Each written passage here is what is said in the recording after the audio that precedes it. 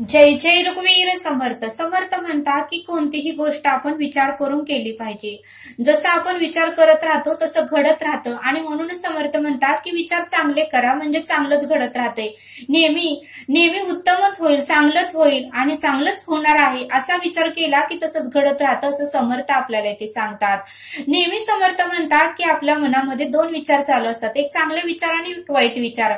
त्यावेळेस आपल्याला चांगल्या मनाचं ऐकता आलं पाहिजे, वाईट विचारांचं आपण ऐकलं नाही पाहिजे असं समर्थ आपल्याला इथे सांगतात. पण बऱ्याच वेळी आपण वाईट विचारांचंच ऐकतो आणि त्यामुळे आपणच आपल्या पायावर दगड घालून घेतो, आपणच आपलं भरपूर नुकसान करून घेतो असं समर्थ आपल्याला इथे सांगतात.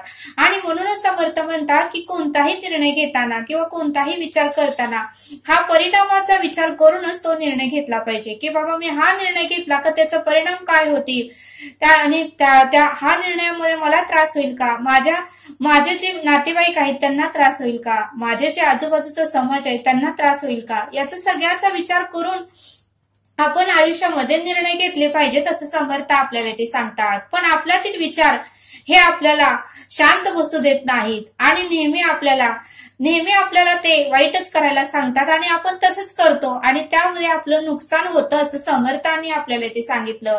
आणि ते समजावून सांगण्यासाठी समर्थ आपल्याला एक बोध देतात. एक 24 वर्षाचा मुलगा असतो आणि त्याचे आई वडील हे त्याला सोडून गेलेले असतात, त्यांचा मृत्यू झालेला असतो. त्यामुळे तो मुलगा अनाथच असतो आणि तो एका ठिकाणी नोकरी करत असतो, एका खाजगी कंपनीमध्ये तो नोकरी करत असतो. एक दिवशी मात्र नोकरीला तो गेला आणि त्याची सुट्टी झाली 6 वाजता आणि मग तो आपल्या घरी निघण्यासाठी बाहेर पडला आणि तो चालत रस्त्याने चालला होता. आणि रस्त्याने जात असताना एक आजोबा एका झाडाखाली बसले होते आणि ते आजोबा खूप थकले होते. त्या आजोबांकडे खूप काही सामान होतं.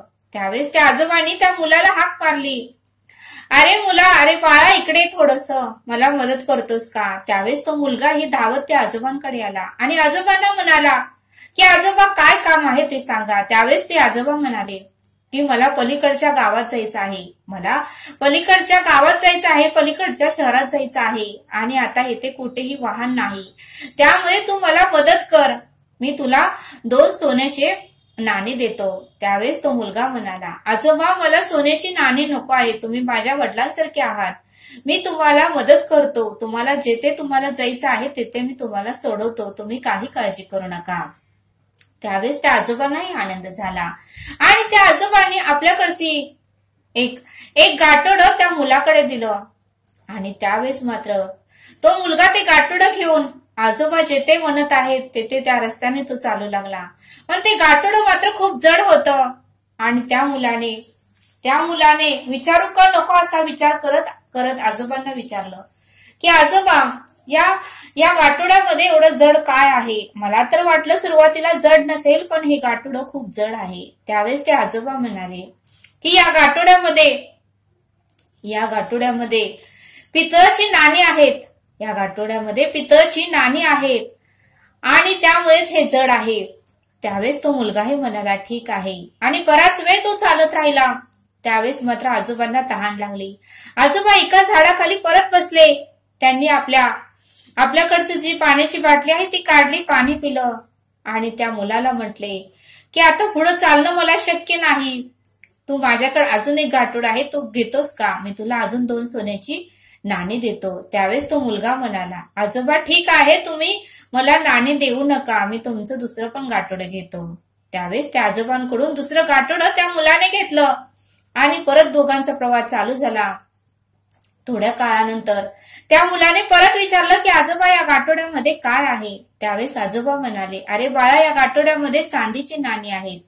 त्यावेळेस त्या मुलाला मात्र लोभ येऊ लागला आणि तो मनातल्या मनात विचार करू लागला, हे आजोबा तर थकले आहेत, यांचं वय तर झालेलं आहे, आज ना उद्या यांचा मृत्यू होणार, त्यामुळे एवढे यांनी संपत्ती घेऊन तरी काय करणार आणि आपण जंगल लागलं की आजोबांना एका ठिकाणी बसून हे सगळं काही नाणी घेऊन पळून जाऊया असा विचार त्याच्या मनात येऊ लागला. पुढे थोड्या वेळाने तो दुसरा मनात चांगला विचार येऊ लागला आणि तो चांगला विचार म्हणू लागला की हे चुकीचं आहे, दुसऱ्यांचं धन कधीही घेऊ नये, 1 रुपया जरी घेतला तर फेडण्यासाठी परमेश्वर आपल्याला या मृत्यूभूमीवर या धर्तीवर जन्माला घालतो. आपण त्यांचं धन घ्यायचं नाही, त्यांचा तळतळ घ्यायचं नाही. लोकांचं धन हे पाप असतं, परधन पापाय, त्यामुळे आपण हे घ्यायचं नाही असं चांगला विचार त्याला म्हणू लागला. त्यावेळेस त्याने चांगल्या विचाराचं ऐकायचं ठरवलं. थोडा वेळ गेल्यानंतर आजोबा परत थकले. आजोबा परत झाडाखाली बसले आणि आजोबा म्हणाले, बाळा हे तिसरं गटोडाही तू घे तरच मला चालणं होईल, नाहीतर अन्यथा मी चालू शकणार नाही. त्यावेळेस तो मुलगा म्हणाला, ठीक आहे आजोबा, ते तिसरं गटोडही तुम्ही मला द्या. आणि तिसरं गाठोडही त्या मुलाने घेतलं. आणि मुलाने घाबरतच विचारलं की आजोबा यामध्ये काय आहे, हे पण जड आहे. त्यावेळेस ते आजोबा म्हणाले की यामध्ये सोन्याची नाणी आहेत. त्यावेळेस त्या मुलाचा परत लोभ वाढला आणि पुढे गेल्यानंतर जंगल लागलं आणि त्या मुलाने ठरवलं की आता आपण हे तिन्ही गाठोडे घेऊन आपण आता इथून पळून जायचं, आपण श्रीमंत व्हायचं, आपण बिझनेसमॅन व्हायचं, घर बांधायचं, शेती घ्यायची, गाडी घ्यायचं, असं मनातल्या मनात तो विचार करू लागला. आणि वाईट विचारांचा एवढा परिणाम त्याच्या मनावर झाला, एवढा परिणाम झाला की त्याने वाईट विचारांचंच ऐकायचं ठरवलं आणि जसा विचार करत होता तसंच घडलं. आणि थोडा काळ गेल्यानंतर तो मुलगा आजोबांना म्हणाला, या झाडाखाली तुम्ही बसा, विश्रांती घ्या, तोपर्यंत मी पुढे जातो, तुम्ही हळूहळू चालत या. असं म्हणून तो मुलगा तिन्ही गाठोडे घेऊन फास्ट पळून तो आपल्या गावाकडे निघून गेला. आणि आजोबा मात्र त्या मुलाचा शोध घेतच बसले. आणि ते तिन्ही गाठोडे घेऊन तो आपल्या घरी गेला. त्याने दरवाजा बंद केला आणि तिन्ही गाठोडे त्याने उघडून बघितले. तर पहिल्या गाठोड्यामध्ये लोखंडाची नाणी होती. दुसऱ्याही गाठोडे उघडलं, दुसऱ्याही गाठोड्यामध्ये लोखंडाचीच नाणी होती. तिसरं गाठोडं उघडलं, तिसऱ्याही गाठोड्यामध्ये लोखंडाचीच नाणी होती. त्यावेळेस मात्र त्याला वाईट वाटलं की आजोबांनी मला खोटं कसं काय सांगितलं. त्यांनी तर मला सांगितलं होतं की चांदीची नाणी आहेत, सोन्याची नाणी आहेत, पितळची नाणी आहेत आणि ही तर नाणी लोखंडाचीच निघाली. असं कसं आजोबा खोटं बोलले. आणि त्यावेळेस मात्र त्याला वाईट वाटायला लागलं की हे आपण घेऊन तरी काय करणार आणि उगाचच हे आपण आणलं. आणि पुन्हा त्याला त्या गाठोड्यामध्ये एक चिठ्ठी दिसली आणि त्याने ती चिठ्ठी उघडली. तर त्या चिठ्ठीमध्ये लिहिलं होतं की हे सर्व मी नाटक करत आहे, हे पूर्णपणे मी नाटक करत आहे, कारण मला एक प्रामाणिक व्यक्तीची गरज आहे. मी एका प्रामाणिक व्यक्तीच्या शोधात आहे आणि प्रामाणिक व्यक्तीचा शोध घेण्यासाठीच मला हे नाटक करावं लागत आहे. मी ही परीक्षा घेत आहे कारण मी एक राजा आहे आणि मी पूर्णपणे राज्य कारभार सांभाळत आहे. मला माझी पत्नी ही देवाघरी गेली आहे, मला मुलंही नाहीत आणि माझ्या राज्याचं वारस कोणीही नाही. त्यामुळे मी माझं राज्य चालवण्यासाठी वारस शोधत आहे आणि त्यामुळेच मी नाटक करत आहे. त्यामुळेच प्रामाणिक माणसाचा मी शोध घेत आहे आणि जो कोणी या परीक्षेमध्ये पास होईल त्यालाच मी माझ्या राज्याचा राजा बनवणार आहे, असं त्या कागदावर, त्या चिठ्ठीवर लिहिलं होतं. मग तो मुलगा तो कागद वाचून त्या मुलाला मात्र फार वाईट वाटायला लागला, पश्चाताप झाला आणि तो रडू लागला की आपण हे काय करून बसलो. थोडं जर आपण आपल्या चांगल्या मनाचं ऐकलं असतं तर आपण आज राजा झालो असतो आणि आपण वाईट मनाचं ऐकल्यामुळे आपणच आपल्या पायावर दगड घालून घेतला, आपणच आपलं मोठं नुकसान करून घेतलं. असं त्या मुलाला पश्चाताप झाला आणि तो मात्र आपल्या बंद खोलीमध्ये ढसाढसा रडू लागला. मग समर्थ म्हणतात की या बोधातून आपल्याला हेच घ्यायचं आहे की आपण नेहमी प्रामाणिकपणे काम करायचं. प्रामाणिकपणे केलेलं कामाचं फळ कधी ना कधीतरी परब्रह्म ईश्वर आपल्याला देतोच.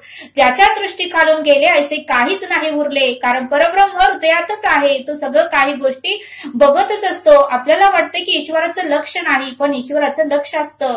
वेळ काळ आल्यावर तो चांगल्या कर्माचं फळ आपल्याला नक्कीच देतं आणि वाईट कर्माचंही फळ आपल्याला नक्कीच देतो.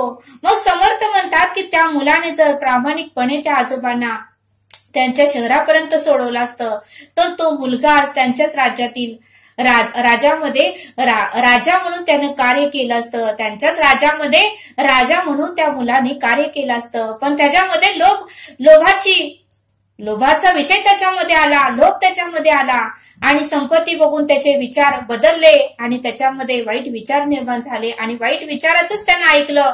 जसा तो विचार करत होता तसंच घडत गेलं. आणि म्हणूनच समर्थ म्हणतात की उत्तमच विचार करा म्हणजे उत्तमच होतंय, चांगलाच विचार करा म्हणजे चांगलंच होतंय आणि आपण जसा विचार करू तसं आपल्याला फळ मिळतं. आणि म्हणूनच समर्थ म्हणतात की प्रामाणिकपणे केलेलं कामाचं फळ आपल्याला नक्कीच मिळतं आणि म्हणूनच समर्थ म्हणतात की जीवन जगत असताना प्रामाणिकपणे कुठलंही काम करा, त्याचं फळ तुम्हाला नक्कीच मिळेल, असं समर्थांनी आपल्याला या बोधातून समजावून सांगितलं. तरी आता आपण येथेच थांबूया. धन्यवाद. जय सद्गुरू.